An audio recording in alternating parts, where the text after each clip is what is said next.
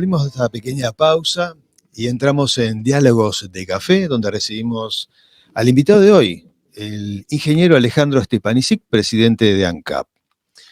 Alejandro, bienvenido por acompañarnos. Gracias. Muchísimas gracias a ustedes por la invitación y un gusto estar aquí esta tarde con ustedes.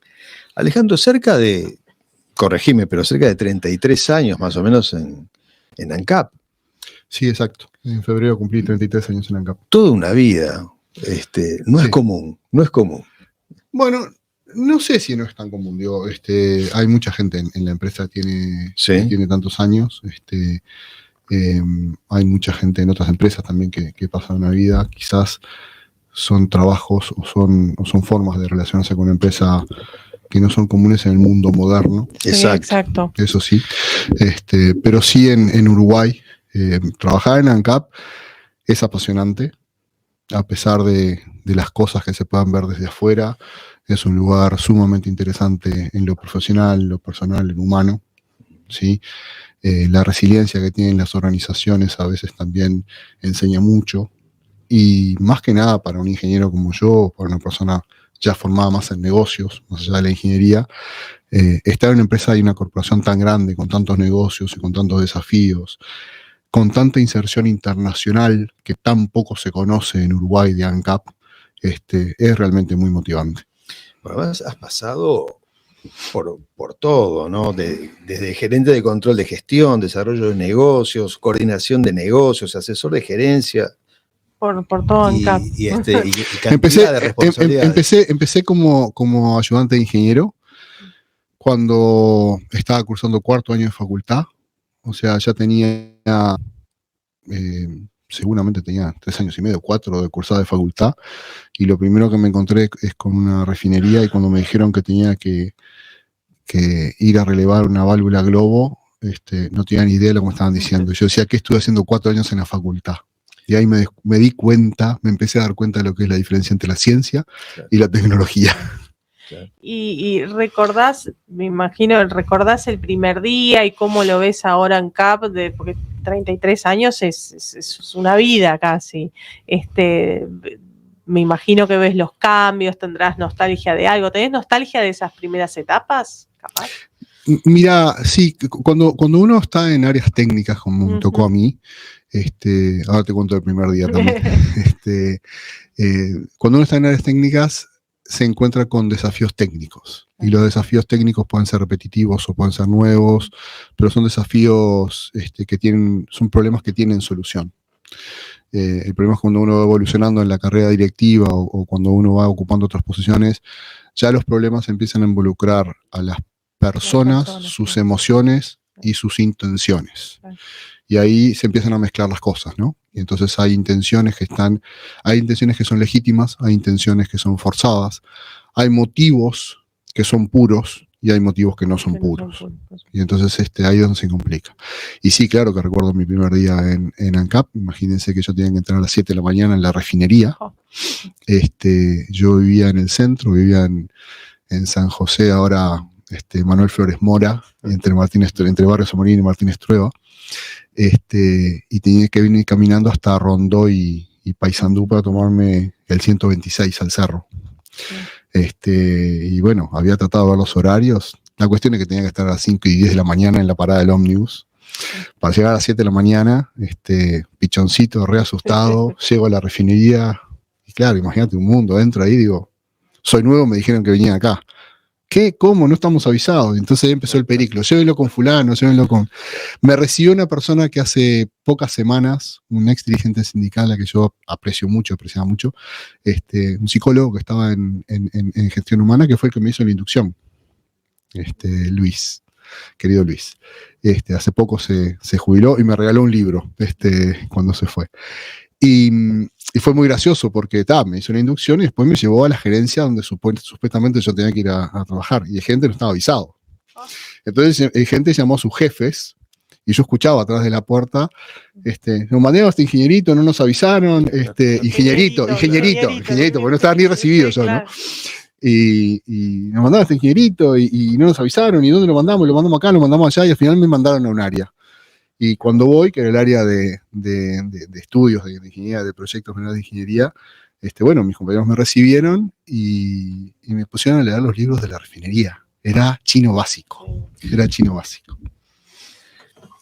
Alejandro, el Uruguay avanza hacia otras políticas de energías renovables, ¿no? Que vamos a hablar un poquito sobre eso. Pero mientras todo eso se está proyectando, ¿el Uruguay cuenta con el personal capacitado, con técnicos? ¿Hay gente ahora para ese momento o hay que esperar a que llegue ese momento para empezar a capacitar gente?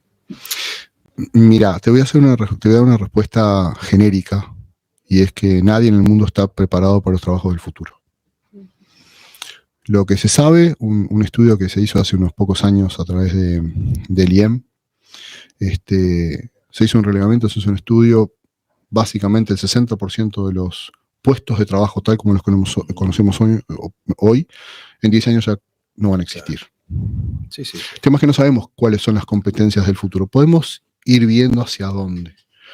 Pero la respuesta a tu pregunta es sí, existen las capacidades, existen las competencias técnicas y los profesionales, quizá no en la abundancia que se van a requerir, quizá no en la accesibilidad o la disponibilidad de la oferta laboral, pero potencial y competencias hay. Se necesita mucho más. Todo lo que es ciencia, tecnología, ingeniería y matemáticas en Uruguay está muy por debajo de lo que se requeriría, y todo lo que es ingeniería, todo lo que es diseño de sistemas, todo lo que es programación, todo lo que es inteligencia artificial, todo lo que es computación cuántica, que son los grandes desafíos que se ven en el futuro como nombres conocidos. Ahora el contenido es mucho más desconocido que el nombre. O sea, se viene un título, pero el contenido de esa película no lo sabemos. En eso sí estamos carentes en Uruguay y en Latinoamérica. Esta planta que se proyecta para Paysandú, que va a dar trabajo, hablan de 3.000 personas, ¿no? En la época de la construcción, sí. En la época de la construcción. Claro. Sí. O sea, después bajará algunos cientos de empleos directos y quizá algunos miles de indirectos relacionados. Pero directamente en la construcción sí se piensa tener un pico de 2.600, 3.000 personas. ¿Y solo está pensado para Paysandú o ese es el inicio y después habrán otras plantas en otras partes de otros departamentos? Mirá, sin ir muy lejos, esa es la iniciativa que está más adelante. Hay otra iniciativa en el departamento de Tacuarembó que tiene una finalidad similar, es para producir metanol sintético. Nosotros con la empresa Enertrac, que es la empresa alemana que está llevando adelante el proyecto de Tacuarembó, ya hemos firmado un acuerdo para iniciar la factibilidad de una planta como la de Paysandú en Bella Unión, utilizando el CO2 de origen biogénico que se quema que se genera en las calderas de bagazo y de residuos forestales en Bella Unión.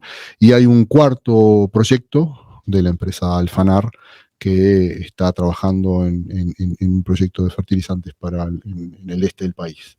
O sea que en cartera hay 4 proyectos, uno está más adelantado, otro, el proyecto de Enertrac en Tacuarembó, tiene difusión internacional, tiene fondos europeos para la realización. Estamos impulsando este segundo proyecto en Bella Unión.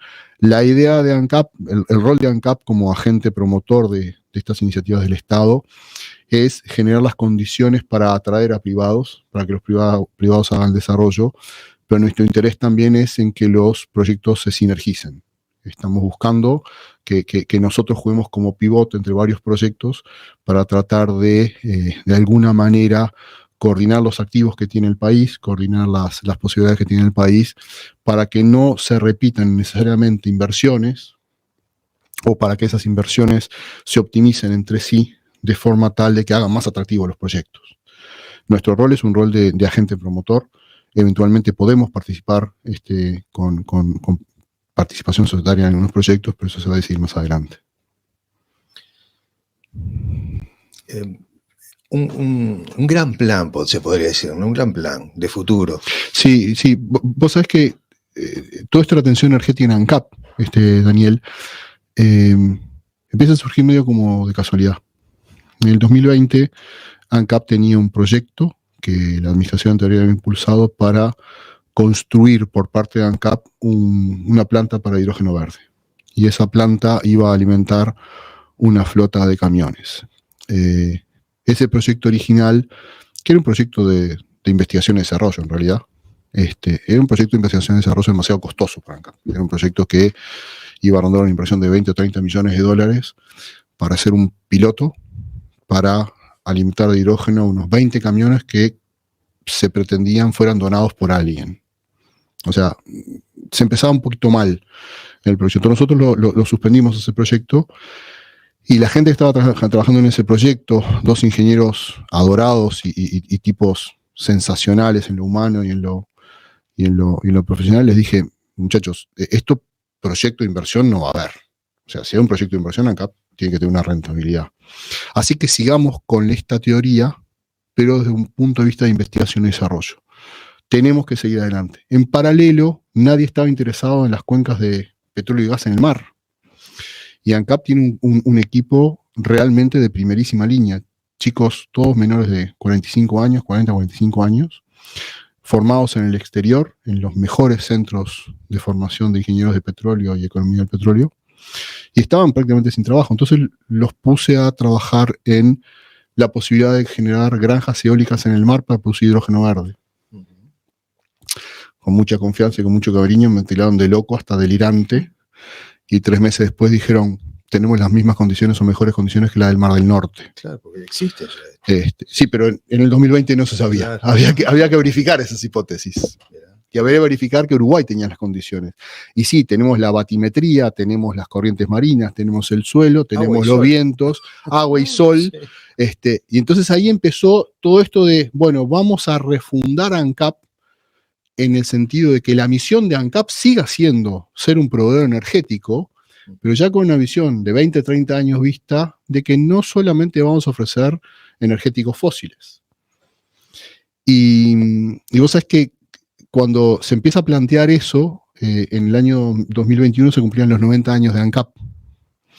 Y entonces con el equipo de comunicación institucional de ANCAP empezamos a hacer una línea de tiempo de la historia de ANCAP, ¿no? Cuando uno llega a esas edades, sí, se evoca un poco la historia, ¿no? Y era muy gracioso porque yo miraba en la historia de ANCAP los hitos de transformación que eran equivalentes a lo que estamos sufriendo ahora. Porque ahora hablamos, wow, petróleo, se acaba el petróleo y vienen las renovables, y nunca es blanco y negro en la vida real, nunca es apagás una cosa y prendes otra. Son transiciones, son complementariedades, son aditivas las nuevas soluciones. Entonces yo decía, en la década del 40, más o menos, cuando se introduce el supergas, porque hoy la garrafa de supergas está prácticamente en el 75% de los hogares del país, de todos los quintiles de ingresos. La garrafa de supergas sustituyó las damajuanas de querosén. Yo llegué a ver en la casa de mis abuelos las damajuanas de querosén, y cuando iban al chip de Chucarro a rellenar, con el carrito, a rellenar las damajuanas, y el olor y el enchastre y la grasa y todo lo que había. Me imagino lo que habrá sido la revolución de introducir la garrafa de supergas en los hogares uruguayos. Bueno, esas cosas ya se dieron y son normales en este tipo de empresas. Y ahí es cuando ANCAP agarra con una gran motivación. Toda la gente en ANCAP está muy convencida. Nosotros vamos a seguir ofreciendo nuestros productos derivados del petróleo de la mejor manera, de la forma más eficiente posible, de la más barata posible, de la mejor calidad, pero vamos a seguir agregando otros productos a la canasta. Hablando, recién decías petróleo, antes de la entrevista estaba viendo las noticias y todo, hace un par de meses hubo 2 pérdidas en el oleoducto que va de José Ignacio a la refinería de La Teja. Sí. Este oleoducto tiene más de 40 o más 46 años, perfecto. ¿Cree que una solución sea construir otro o puede haber otra? No. El oleoducto tiene en los lugares, las pinchaduras fueron en lugares... La interbalnearia. La de la interbalnearia de Costa Azul, sí. La pinchadura tiene 2 milímetros de diámetro. 2 milímetros. Y la de enfrente a la refinería, algo similar. Son lugares muy, muy focalizados. 10 centímetros por un lado, 10 centímetros para el otro, el espesor del caño es el espesor de fábrica. Es el mismo espesor que tenía ese caño cuando salió de la fábrica. O sea, el caño está con una integridad mecánica altísima. Altísimo. Altísima. Entonces, ¿qué pasa? Cuando se empieza a plantear esto, y se empieza a hablar de el oleoducto en 46 años tiene más de 200 parches. Se ha inspeccionado, se inspecciona frecuentemente, ahora Sí. toca la próxima inspección, la adelantamos por estos eventos. Se pasa como si fuera una bala por adentro, del diámetro del caño, del diámetro interior del caño, se pasa por todo el recorrido y va registrando centímetro por centímetro todos los espesores del caño. Entonces se identifican lugares donde hay una debilidad en la pared del caño y ahí se interviene y se pone un sobresano, se pone un parche por arriba antes que se pinche. Pinchaduras del caño creo que hay 4 en toda la vida. 4 en toda la vida en 46. O sea, es un hecho que puede ocurrir, que puede volver a ocurrir, que lo tenemos todo lo controlado que se puede tener controlado, pero no hay necesidad de un caño nuevo. Un caño, no. ¿Sí? Es un tema normal. Son caños que duran varias decenas de años. Cuando hablamos recién sobre la nueva matriz, ¿no? Sobre el hidrógeno verde o estas granjas eólicas, se piensa, ¿cuál es el plan? ¿Se piensa primero en exportar esa energía o en consumo interno o en todo a la vez? Sin duda, no. Sin duda hay algunas realidades que rompen los ojos y que hay que ser muy objetivo. Entre los países del mundo, Uruguay es segundo de pocos, o casi segundo de nadie, en lo que es generación eléctrica. La generación eléctrica es algo así como 1/5 de la energía final que se consume en el mundo. La energía eléctrica es una forma de energía. Hay muchas formas de energía. En el mundo, más o menos la mitad de la energía eléctrica que se genera en el mundo, que es 1/5 del total de la energía, la mitad es generada con fuentes fósiles. En Uruguay, primero o segundo país del mundo, 98-99% de la generación eléctrica es renovable. En gran medida por las represas, luego por la biomasa, el sol y el viento. Entonces, la energía eléctrica en Uruguay es renovable. El impulso por la electrificación es un impulso legítimo, sano, deseable, buscado, pero la electrificación no soluciona todos los consumos de energía. Imagínense un camión de madera, llevando de Tacuarembó al puerto de Montevideo, madera, imagínense la carga, que fuera eléctrico. El peso de las baterías para ese camión es casi equivalente a toda la carga que puede llevar. Por lo tanto, es inviable. Entonces, hay muchas formas, muchos destinos finales de energía que no son electrificables. En el mundo hay 5.000 plantas de cemento de Portland y de cemento, de acero y de aluminio, que son altísimos consumidores de energía. Esas plantas no son electrificables. Hace poco se lanzó el barco que va a unir Buenos Aires con Colonia, un barco eléctrico. Sí. Un barco sumamente moderno, un barco enorme. Ese barco, para cargar, necesita toda la potencia de la ciudad de Colonia. Entonces, la electrificación de ciertos consumos, además de ser de relativa conveniencia ecológica y de relativa conveniencia costo-calidad, también genera una demanda adicional de electricidad. En Uruguay, el potencial de incrementar la potencia eléctrica, de aumentar la generación eléctrica con fuentes renovables, es muy grande, y eso no es un problema. Pero si vamos a Europa, 17 de cada 100 Teslas que funcionan en Europa funcionan a carbón. Porque 17% de la generación eléctrica en Europa es carbón. Entonces tú agregas un auto más, y salvo que agregues más granjas eólicas o más granjas solares en Europa, vas a seguir aumentando el consumo de carbón. Y eso es lo que estamos viendo en los últimos años. El consumo de carbón ha crecido. El consumo de gas natural ha crecido. Entonces, en el fondo, la transición energética involucra un trilema ético. Hay 3 patas que se tienen que cumplir cuando uno habla de energía. Porque la energía tiene que existir, tiene que haber suministro de energía, tiene que haber seguridad en el suministro de energía. Esa energía tiene que ser asequible para todos. Tiene que ser barata, disponible, oferta cercana para todos. Y además sustentable. También. Esas tres condiciones se tienen que dar juntas. Y si no, vamos al caso de Europa. Toda la vida, los últimos 10 años en Europa, la discusión ambiental frente a la discusión económica. Entonces, claro, países de alto poder adquisitivo pueden darse ese lujo.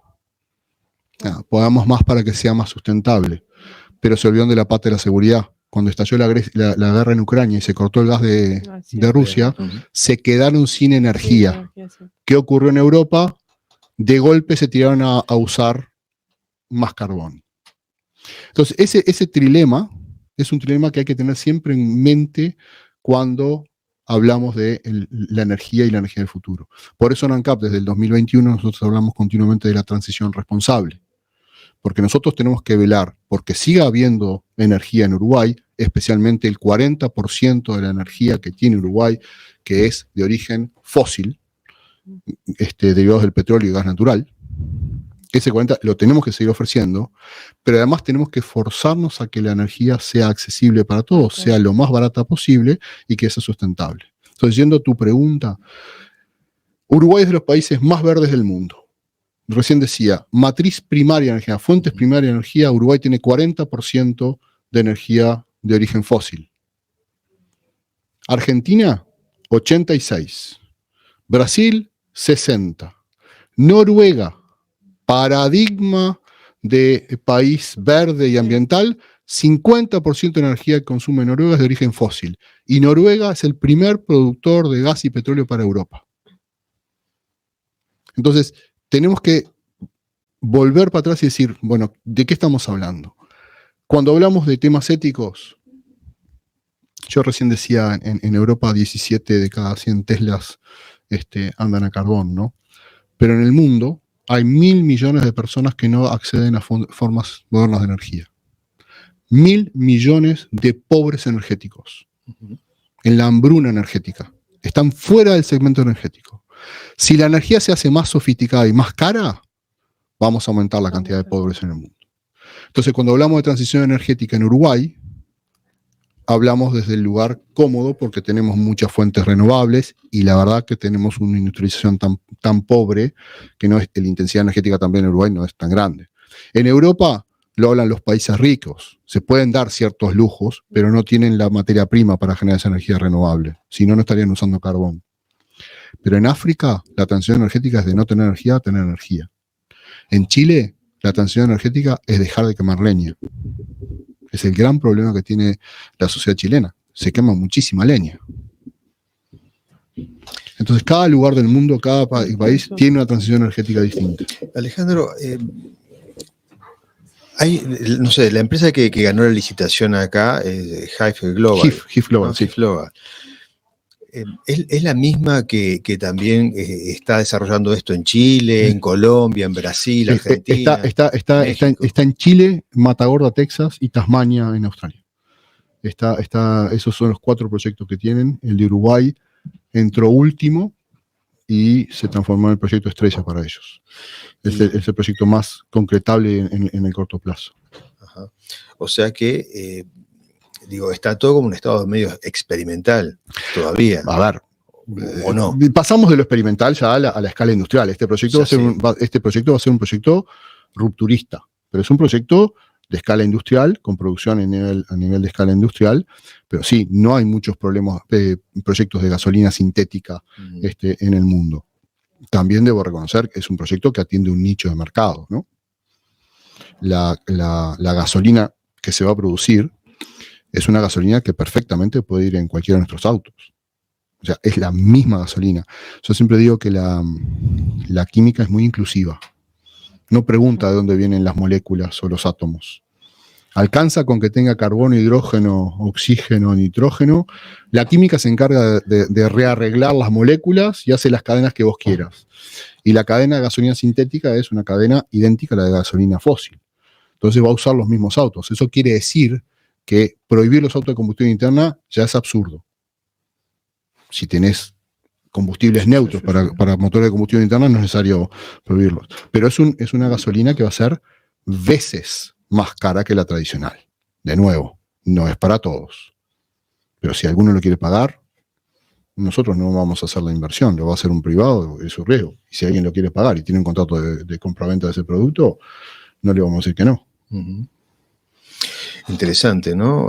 ¿Cómo se va a ver afectado el parque automotriz también?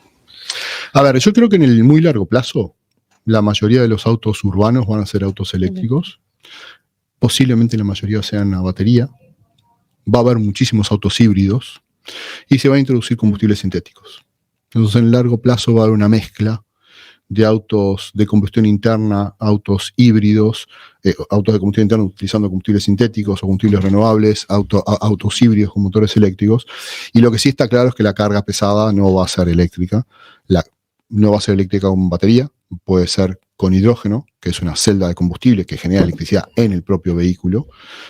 El almacenaje de energía no se da en una batería, sino que se da en un recipiente lleno de hidrógeno a presión. Es el hidrógeno el que mantiene la energía, y por un proceso de combinación con el oxígeno se genera una corriente eléctrica y el producto la emanación es vapor de agua. También va a haber vehículos a metanol sintético, hidrógeno verde con CO2 de origen biogénico, un combustible 100% renovable. El metanol es casi una gasolina. Así que eso es un poco lo que se va a ver en el futuro, y ahí en todos esos proyectos es donde está ANCAP, ¿no? Sí, sí. ¿Qué prevén del costo de petróleo para los próximos meses? Porque eso depende. Pregúntame la quiniela de mañana. Bueno, también. Mira, creo que es más fácil invocar la quiniela de mañana. No, a ver, el petróleo, el cambio del modelo de fijación de precios en Uruguay tiene una bondad que es innegable y que ya quedó demostrada, y es que los precios en Uruguay están muy cerquita de lo que son las variaciones internacionales, y las variaciones internacionales se reflejan enseguida en el precio de Uruguay. ¿Y por qué digo esto es importante? Porque no hay ni captura de renta monopólica ni un déficit para ANCAP. Si tú fijas el precio el 1 de enero y lo vas a volver a fijar el 1 de enero siguiente, son 365 días de variaciones aleatorias. Alguien gana y alguien pierde, siempre. Entonces, en los próximos meses, lo que va a ocurrir es que los precios en Uruguay van a seguir ajustándose según los precios internacionales, y ANCAP actuando como amortiguador. Si hubiera una suba muy grande de precios, bueno, veremos si las finanzas de ANCAP pueden bancar esas subas. Nosotros tuvimos un paro de mantenimiento de la refinería que nos dejó la refinería 8 meses fuera de servicio, ¿no? Y aplica aquello de barco parado no cobra flete, ¿no? Que no cobra flete. Y bueno, eso es lo que nos pasó. Tenemos toda la estructura industrial, y la industrial no produjo. Así que en los próximos meses ANCAP tampoco está demasiado holgada desde el punto de vista económico y financiero como para sostener. Pero esperamos cierta tranquilidad. Lo que está viendo en estos últimos 2 o 3 meses es que el petróleo está entre 75 y 85 dólares, que es un rango razonable que los analistas decían para este año. Ya estamos casi al cierre, pero te hago las últimas preguntas. ¿Te atrae una parte de tu actividad en lo político desde el Parlamento, o preferís estar frente a ANCAP, o como ahora que estás en algo fuera de lo común, ocupándote de 2 carteras, ¿no? No, yo soy una persona formada en la dirección ejecutiva. Soy un profesional de dirección de empresas. No me interesa la carrera política y no me interesa la carrera parlamentaria. No sería bueno en eso. Cuando alguien viaja al exterior, nos ocurre a todos, ¿no? Y cuando permanecemos un tiempo más de lo que significa una vacación y volvemos al Uruguay, siempre venimos con una imagen en nuestros ojos, ¿no? Y más en tu caso, que ves el tema técnico y venís de charlas con el desarrollo y la evolución, la tecnología y todos esos cambios. ¿Cómo ves al Uruguay? ¿Lo ves tan lejos de cumplir esas metas comparado con la región o con el mundo, o como que estamos en carrera? Es una muy buena pregunta, y te diría que tengo una sensación dual. En los últimos 3 años que me ha tocado viajar mucho, veo la diferencia que hay entre otras sociedades y nuestra sociedad, y a veces me asusta cómo hemos renunciado a pensar en nuestra sociedad, cómo hemos dejado que que 140 caracteres definan nuestra vida y que no profundicemos en las cosas más profundas, que no profundicemos en las reflexiones que deberíamos tener como personas. Eso me preocupa y me preocupa mucho. Me preocupa lo que te decía también, las carencias que tenemos en Uruguay de STEM, ciencia, tecnología, economía, ciencia, tecnología, matemáticas. Hablamos, ¿no? sí. Y por otro lado, me llena de orgullo que nos inviten. Yo voy al exterior porque nos invitan a exponer el caso de Uruguay y la estrategia de ANCAP en la transición energética. Y sentir que ahora en el mes de octubre tengo que ir 2 veces a Londres a eventos internacionales y una vez a San Diego, especialmente invitados por los organizadores, porque quieren escuchar la estrategia de ANCAP, porque les parece cautivante, les parece de avanzada, es también motivo de orgullo. Entonces hay una especie de dualidad. Alejandro, hemos llegado al final. Gracias por tu visita y por esta charla tan cálida como siempre nos tenemos acostumbrados. No, al contrario, le agradezco, soy yo y a las órdenes. Gracias. Amigos, nos vamos y nos reencontramos dentro de poco. Adiós.